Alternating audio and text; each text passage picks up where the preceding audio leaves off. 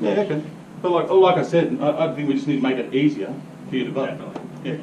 Online. You're right. Yeah, and you don't get monstered by different parties. Yeah, they stack your meetings. And the thing is, well, Yeah, good question. It's something that I campaigned on at the last election about online voting, making it happen. I think there are some things to consider. I think people should be able to make an informed vote. So how you manage that, you know, in the sense that, hey, there's a 5-minute video for, there's a 5-minute video against.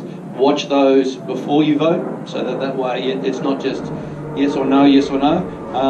I think, you know, the nature of our work means that we're not turning up to an office, so we need to do better in engaging people, and online is doing it. You know, you only have to walk into any fire station now. Everyone's got their phone out, you know, Facebooking something or doing something, you know. So if we can shift the platform there in a, you know, safe, secure manner, that's what we need to do to make it so everyone can vote. As I said right at the start, that less than 2,000 people voted at the last election out of 6,500 members. You know, that is bad for the union, it's bad for the membership, it's bad for everybody. The only people it's probably good for is the government, if they want to rub that in our faces down the track and say, none of you guys voted at the election. You know, the ease of that vote was so simple. The ballot got delivered to your house, you had to fill it out, put it in a self-addressed stamped envelope and walk to the post office box. I mean, you ask some people with the same-sex marriage vote, they didn't even know what a post office box was. All right, some of the younger generation. So definitely we've got to move with the times. And electronic comms and electronic voting is so important on that. And that's why I've been a fan of it, you know, since I've thrown my hat in the ring over the last 4 years. I think it's really, really important to keep as many people engaged. And I still think we have concurrent meetings as well, because I think some value comes from those meetings as well. And that's where you would get a good discussion, and you would film it like we're going to do here, Facebook Live or whatever. So if someone's really, really keen on digging down and getting the minutiae of the discussion, they can get it, because it's all being broadcast out there live. You know, and I think that's really, really important.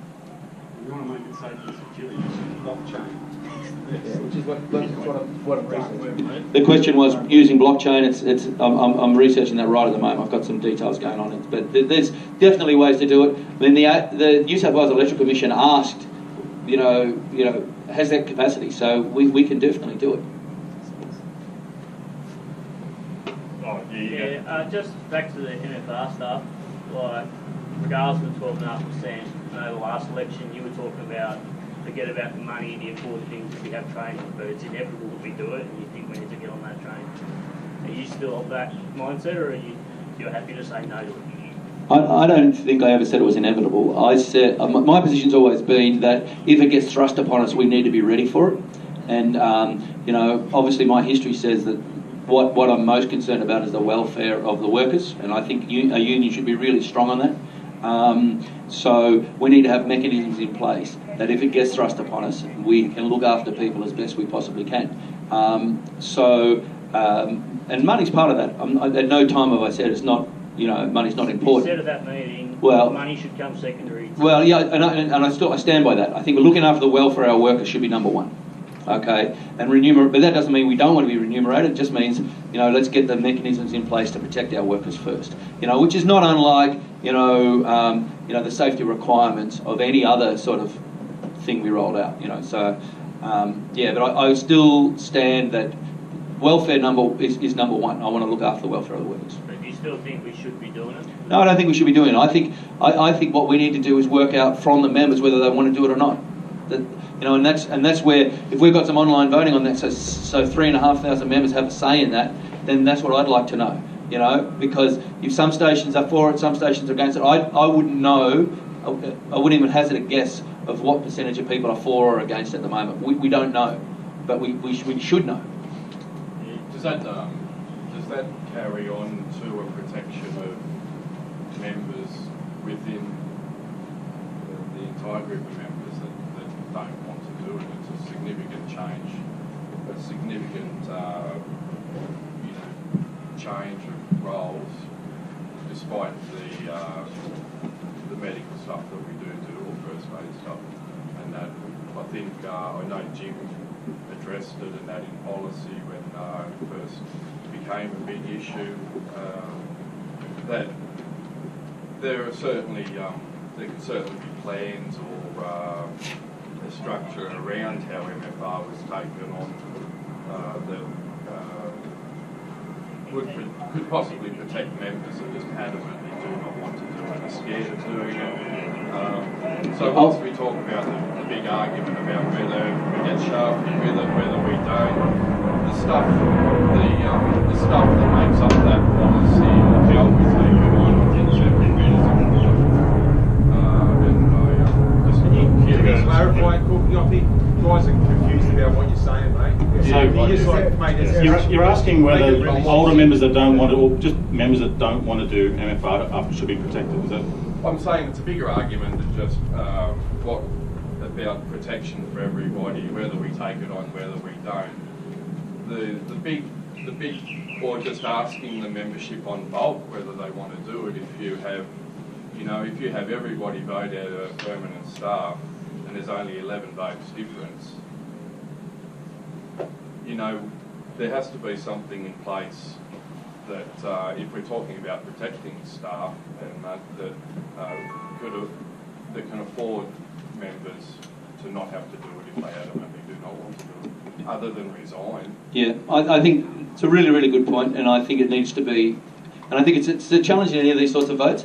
It's like the referendum. It's like the referendum on Australia being a republic. It wasn't. It should have been should we or shouldn't we, and then we'll come up with a model, or do you come up with a model first and then vote on the model? It's a really difficult. What comes first. But I think what they did in Melbourne was they paid it as an allowance, and if people didn't want to do it, they didn't do it. And maybe their attitudes changed, maybe they retired, or maybe they never did it. They're still not doing it. So I think. They're things that need to be investigated. It's not something I have a strong position on one way or another, but I definitely think we need to have more of more options in our on hand than just yes or no. Because I think if we are get caught on it, we're going to get caught with our pants down if we don't have some structure around it. Yeah, well, that's also then. So the current policy probably answers everything that you've said. Like at the moment, it's 2.5% mental health training. And the capacity to opt in and opt out. So I think that sort of answers your question there. Look, everything gets thrust upon us from this department. Like they don't sit over and go, well, what do you think about this? And do you guys want to have a great time? Like, this is what we want to do. Bring it in next week. Everything's thrust upon us. Look, and I'm sort of addressing Mark's comments here about we need a better plan. They're sitting over there. Like we actually got industrial staff and a state committee that talk about these things constantly. Now, when and if that time ever comes out that these things roll out, then we react. We put plan B or D or B and D into action, and off we go. So, certainly don't feel uncomfortable with the fact that you've got a state committee that don't know what they're doing or aren't planning for this, because we are. I will take two more questions and wrap up. Nico? Yep. I just want to preface this by saying I'm an LF, let's take it up, throw it to you straight. Not yet confident. I know Adam's in the same boat, there might be one other here. Industrially, at what point are we going to be deemed to be competent enough as SOs? And if we're not, what do we need to do? The union's position is that substantive ranks, they're just going to hold. Well, as people there, we're really frustrated because we're deemed not yet competent. Based on merit, we're not good enough. So what are we doing wrong? Or at what stage are we going to have a review process possibly with the rank and file, those affected? And there are other senior firefighters who are sitting back waiting. They look at us and just go, what's going on with you blokes? We don't know. They don't want to put in that vote.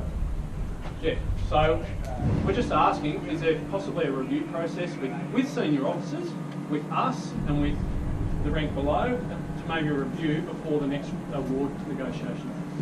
Yeah, cool. Look, always. I suppose to answer your question first, at what point are you're sort of saying that you're not deemed competent? I suppose the role that you've applied for or gained is LF, and you are competent. Okay, so then there's another merit process to get to station officer. Now, I've had a few discussions with LS about, well, after 2 years or an automatic period, can we just go up?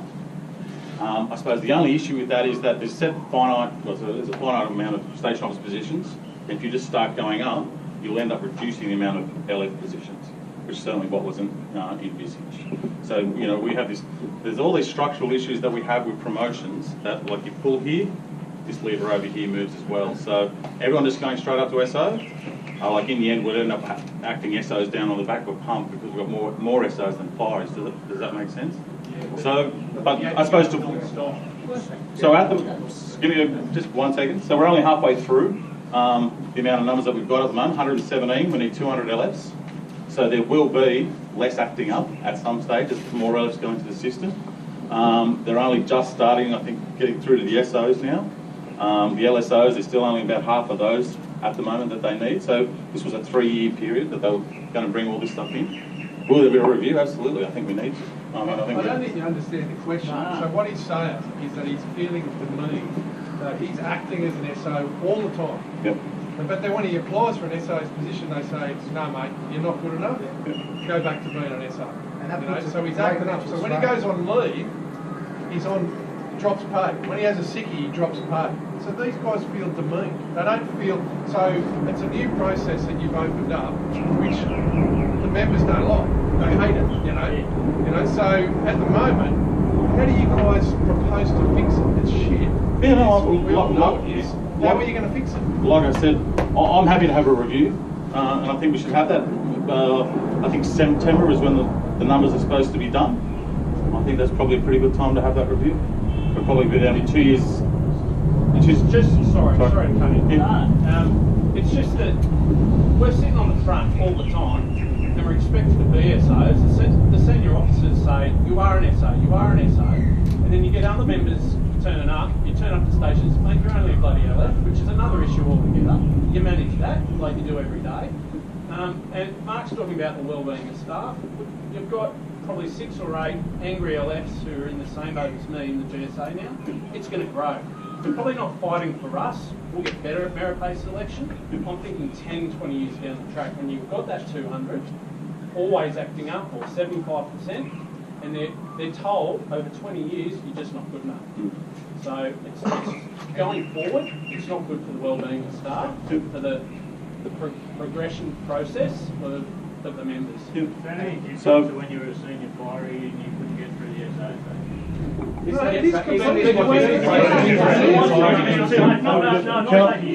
expected to do the role, but you're never good enough. No, it's not like once you hit that 200 and they sort of go, all right, some people aren't going to be able to act up, and then the spots are all full. That just becomes the same. But SO numbers are slowly dropping, so those numbers increase, SO numbers drop, they'll all be acting up. That seems to be the key.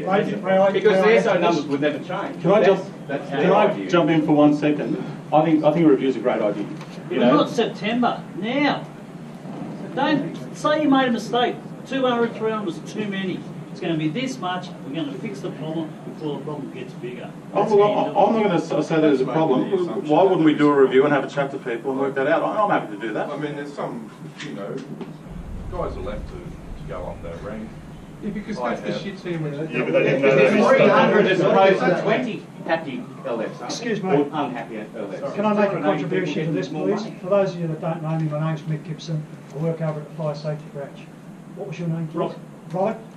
The thing that Robert stated exactly happened to me in 1990 when I passed my station officer's exam, and it took 4.5 years before I got promoted. And all of the things that he described, I had to endure as well. And so I do think that problem needs to be addressed, and addressed as soon as possible. And why is it that... I think the problem is, we knew we were going to get promoted.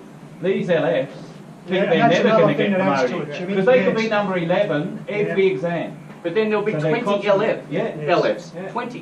Which means 280 people never get that opportunity. Never. That's right. That's what I'm saying. So you're damned if you do, damned if you don't. You might have been number 250 on a list, or sorry, 200, not 300. So say you're 199, LF number 199, you have a chance to be an SO, as opposed to every year you have to keep. And I used to hear this in sub-branch, we need more positions to be an LF. It's not fair. I sit this exam and I'm told I'm a senior fireman, I can never get through that fucking exam to be an LF. Now you get through and be an LF and no one's happy. So I don't know. If it is something that you don't want 200 LFs or you want 20 LFs, make your mind up, because put the pressure, put the pressure back on the department and say how many SOs are going to be. That's one thing we can do. But there are 180 spots for LS where people are getting more money. They're acting up all the time. They're getting SO's money. A whole lot more than a senior fireman. More responsibility, I get that. But they have the opportunity to be the SO at some point. Now we have to decide if we want to go back, hold a meeting and can it. To go back to the old system. But remember, the old system, everyone hated it. So, you know, you can't keep, the big thing I keep hearing today is everyone wants one thing, you know, ops support want this, station people want this. That's part of being a union, and that's what both these candidates are going to have to try and sell to us. But this topic, if you really want to review, think about canning it all together, because you don't all come up with an option. Don't just say, I should be an SO because I've been one for 2 years, because they're not going to promote 200 SOs. It'll take 2 years for all of those 200 to be there. And by that time, there'll be someone that's been there for 4 years. They're not going to do it. You know they're not going to do it. Not to mention, if they bring those numbers back from the 200 and that, and only having LFs promoted, and that's like, you know, to fit supply and demand, well, how much fucking relieving or acting up? We voted on this because people wanted a wage, a package would be 2.5% pay rise, and the ones that watch Fox it was still voted on. By how many people? Well, hey, talk to the membership about who turns up. I mean, if you can't, there were plenty of meetings, guys. That's what we're There were plenty of meetings. There were plenty of meetings if you wanted to vote. Can we go back to the delegates, please, to the two members instead of fighting amongst ourselves? That's not fair enough. I think this is a big issue, and we'll hear these guys out on it, and then we'll have to wrap it up. Who wants to go first? You're both there. I thought Lane had already gone. You've got plans. What's the actual question? So I suppose for Leighton, can you explain the union's position about equity of LF positions being awarded across the state, where you're looking at GSA, you still got to have a pass mark. Regionally, if you're the only LF eligible person, according to the union's model, mate, congratulations, you're on the program. If you don't, are you going to go punish the town work if they say, all right, just get off pass marks, you have to go where you go. Hey, can we go to Leighton, please? Well, look, can we go back here first, because I don't think that was answered properly. Look, I'm happy to review that. A lot of the stuff that we put in place, we do review. And the LSO stuff, we will review the testing process, the interview process. I think we're still going to do a little bit of work around how to become an LF, but certainly then that LF onto SO, absolutely. You know, be a part of it. You know, the MFR subcommittee that we ran, we got Mark to jump on it, a whole bunch of members that only got chaired by one, by the president, we also had Dave Castle, a whole bunch of fighters. We'd love to get your feedback from the guys over here as well. So yeah, that's my answer to that. I mean, I'll just follow that up. Definitely reviews required. But one of the things that I want to see more of when I'm the secretary are standing committees on things. Okay, one of the things, we go to the training review committee and we're reactive. We go to different meetings and we're reactive. Whereas if we have a collection of people that's chaired by a sub-branch, very similar to what the MFR committee was, there should be one on promotion that sits all the time. You've got these questions, they feed into that, they get raised up on the SCOM because they're common themes. You know, you can definitely do, you know, have 3 or 4 standing committees, and the questions on promotion feed in. There's an email that goes to it. They meet every 2 months. They discuss it, feed it into the SCOM, and then it gets, you know, because running it through your delegate or through your sub-branch secretary is a very convoluted way for specific stuff to come through. And it sounds to me, and I know that there are a collection of disenfranchised leading fireys because, you know, no one knew what was going on at the start, and it kind of ties back to that 2015 award that questions that we got were not answered, and we've said, hey, trust us. So, you know, the trust is getting tested now because, you know, we're told to trust us, and eventually, you know, you've got to do something about it. Now, if you know, if the review is about outcome, at least there's a review, and Rob's been heard and Adam's been heard. That's the process that needs to happen. You know, we need to, you know, hear our members. I think that's most important. Before the next award. Yeah, no, absolutely. Yeah, look, I suppose the committee that he's talking about is the state committee. I mean, they're the guys, and I'm not sure if you're in this zone, have a chat to Marty Dixon, Benny Gordon, Lovey. They're on the executive out here. These are the guys you go and have a chat to. You know, hold a sub-branch meeting. I think the last one they held in this sub-branch, and don't even want to take offence here. I think it was Jeff Love, Ben Gordon, Marty Dixon. Maybe one other guy. You know? So, yes. Good on you. Do you know what I mean? So they call for these meetings. You want to come up, drive policy out of the subcommittee. Now, no, I get that. So, you know, you look at last year back through SIT Rep where I set out, give me your ideas on meetings. I got 5 emails back, I think, or 8. That's cool. I'm just saying. We're asking all the time, what are your thoughts? What are your feedback? Okay? And I think you should. Step up. You sound passionate, and so do you, Conrad.